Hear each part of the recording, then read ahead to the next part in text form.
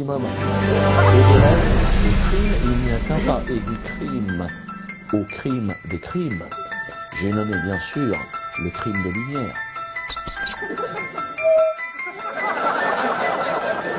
Ne riez pas. La Shoah. Shoah, nanas.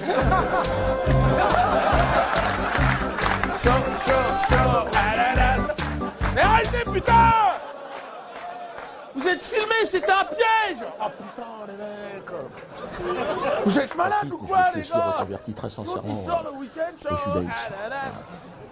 Bah, tu fais ce que tu veux, moi je fais ce que je veux. D'ailleurs, je me suis circoncis ce matin, figure-toi. Tout seul à la camerounaise avec les dents. J'ai un sexe assez élastique, automatiquement.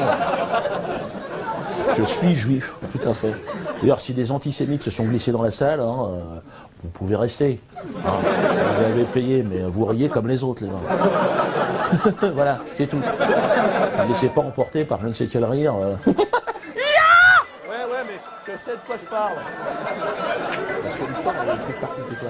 On s'en Bon, fout de alors, ce que tu penses. revenons à la question. L'histoire, elle est écrite par les vainqueurs, toujours. Le perdant, il écrit rien du tout, le mec. Et il n'a pas le temps, il est dans les ruines, là-bas, crois-moi bien. Il est là, il a même pas de froc, je veux dire. Il écrit pas l'histoire, le cul à l'air. Donc, c'est le vainqueur. Le vainqueur, il est bien. Voilà, le vainqueur, il est à l'aise. Tu vois, il a bouffé tout ce qu'il pouvait ce soir. Hein. D'ailleurs, il est sorti à vomir immédiatement. Franchement, vas-y. Je préfère une bonne histoire de Toto. Toto qui va à la pharmacie chercher des suppositoires pour sa grand-mère. Là, je dis on est bon. Je préfère une histoire comme ça que même, j'irais même, jusqu'à l'histoire même de la Shoah. Et c'est en tant que juif que je parle. En tant que juif ashkénaze. Ouais, j'ai choisi ashkénaze. Parce que t'as le choix, tu sais. Ouais. Ashkénaze, parce que déjà, il y a le mot naze. Donc déjà, en tant qu'humoriste, instance de chambre à vase, c'est Patrick Bruel. Oh, il sait pas chanter, le mec, ça. Tu t'entends ça, envie de vomir, je te promets. Hein, putain, mais ils changent de boulot, les mecs, ils font de la mécanique, le mec. Hein? Excuse-moi, t'es mécanicien, excuse-moi, mais je veux dire... Tu sais, un matin, je me réveille, je vais au boulot. Enfin, je vais au boulot, moi je bosse le soir. Hein. Mais bon, je vais au boulot pour... Enfin, je vais regarder les autres partir au boulot, ça m'intéresse. Tu sais, quand les gens se font chier, forcément là, t'as les zones d'inspiration. Donc là, j'allume la radio, tu sais, je me dis, t'es obligé. Et là, Patrick Bruel, oh putain, envie de vomir. J'étais là, oh, puis tu chantes, il est sur toutes les chaînes, putain. Et c'est là que je me suis dit, peut-être que l'allemand, il n'a pas la patience que j'ai.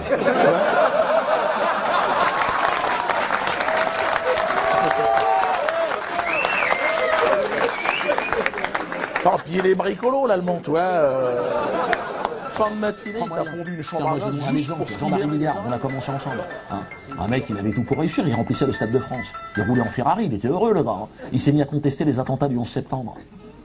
Ah ben ils l'ont ruiné, en 3 mois, terminé. Hein. Je l'ai vu chez Arthur il y a 15 jours, il conteste plus rien. Hein. C'est fini.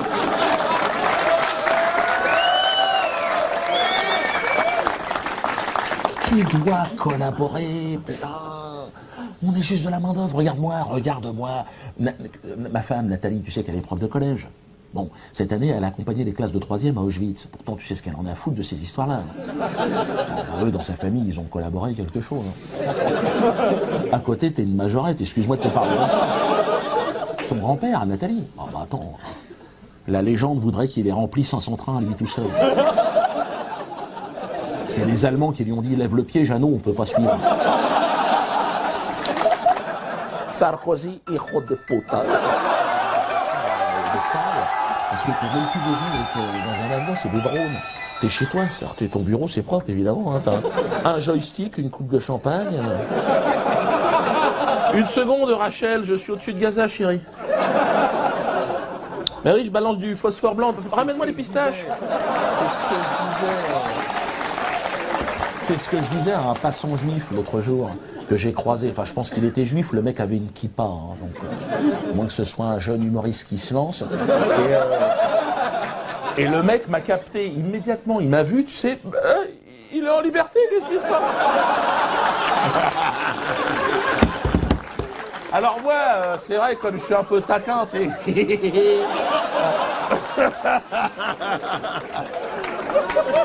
Le mec était terrorisé. Tu dis, non, non. Calme-toi.